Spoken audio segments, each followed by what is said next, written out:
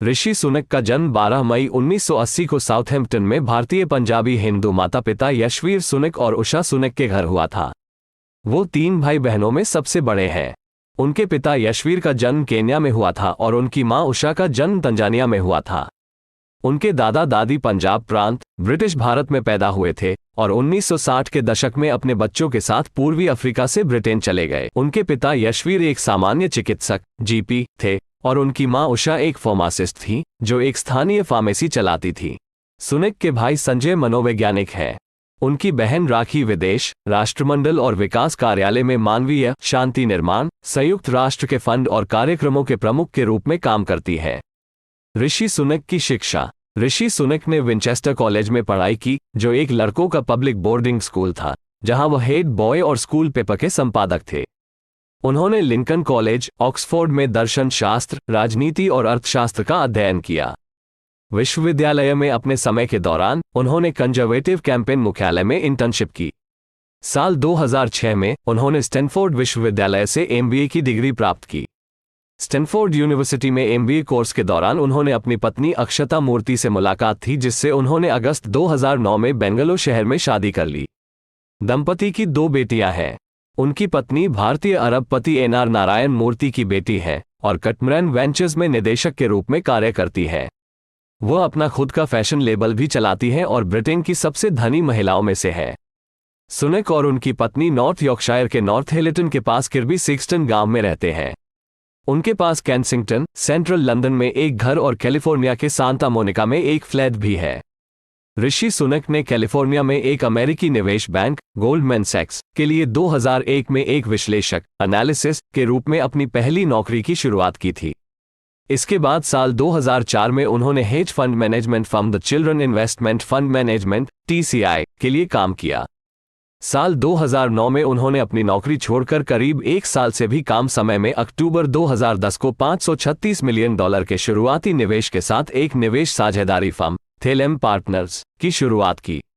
साल 2013 में उन्हें और उनकी पत्नी को उनके ससुर और भारतीय व्यवसायी एनआर नारायण मूर्ति के निवेश firm catamaran ventures UK limited के निदेशक के रूप में नियुक्त किया गया था।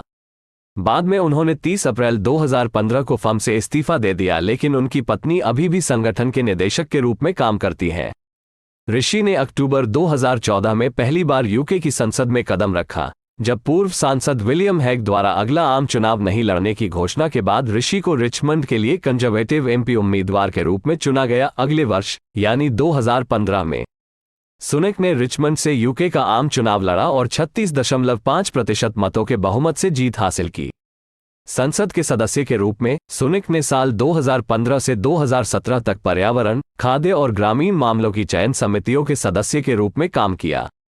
साल 2017 के आम चुनावों में ऋषि सुनक को रिचमंड, यॉर्क के सांसद के रूप में 19,550 मतों 36.2% के बड़े बहुमत के साथ फिर से चुना गया। उन्होंने 9 जनवरी 2018 से 24 जुलाई 2019 तक राज्य के संसदीय अवर सचिव का पद संभाला। उनके कार्यों को देखते हुए उन्हें 24 जुलाई 2019 को प्रधानमंत्री बोरिस जॉनसन द्वारा ट्रेजरी के मुख्य सचिव के रूप में नियुक्त किया गया था।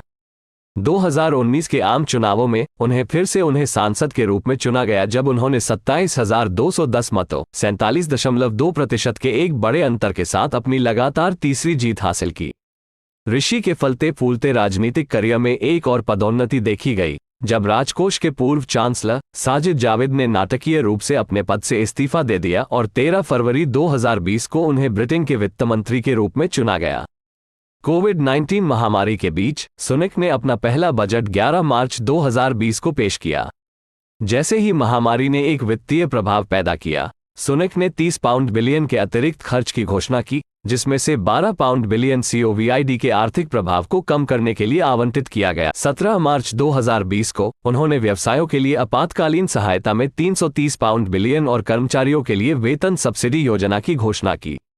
3 दिन बाद उन्होंने नौकरी प्रतिधारण योजना की घोषणा की, लेकिन गंभीर प्रतिक्रिया मिली क्योंकि अनुमानित 100,000 लोग इसके लिए पात्र नहीं थे। इस योजना को 30 सितंबर 2021 तक बढ़ा दिया गया था। मार्च 2021 के बजट में सुनक ने घोषणा की कि वित्त वर्ष 2020-2021 में घाटा बढ़कर 355 बिलियन पाउंड हो गया है जो कि पीक टाइम में सबसे अधिक है। उन्होंने 2023 में कॉरपोरेशन टैक्स को 19 से बढ़ाकर 25% कर दिया। टैक्स फ्री पर्सनल अलाउंस में 5 साल की रोक लगा दी। जून 2021 में G7 शिखर सम्मेलन में बहुराष्ट्रीय कंपनियों और ऑनलाइन कंपनियों पर वैश्विक न्यूनतम कर स्थापित करने के लिए एक कर सुधार समझौते पर हस्ताक्षर किए गए थे। अक्टूबर 2021 में उन्होंने अपने तीसरा बजट पेश किया, जिसमें स्वास्थ्य अनुसंधान और नवाचार के लिए 5 बिलियन पाउंड और कौशल शिक्षा के लिए 3 बिलियन पाउंड की धनराशि शामिल थी। ऐसी और जानकारी के लिए हमें सब्सक्राइब करें। धन्यवाद।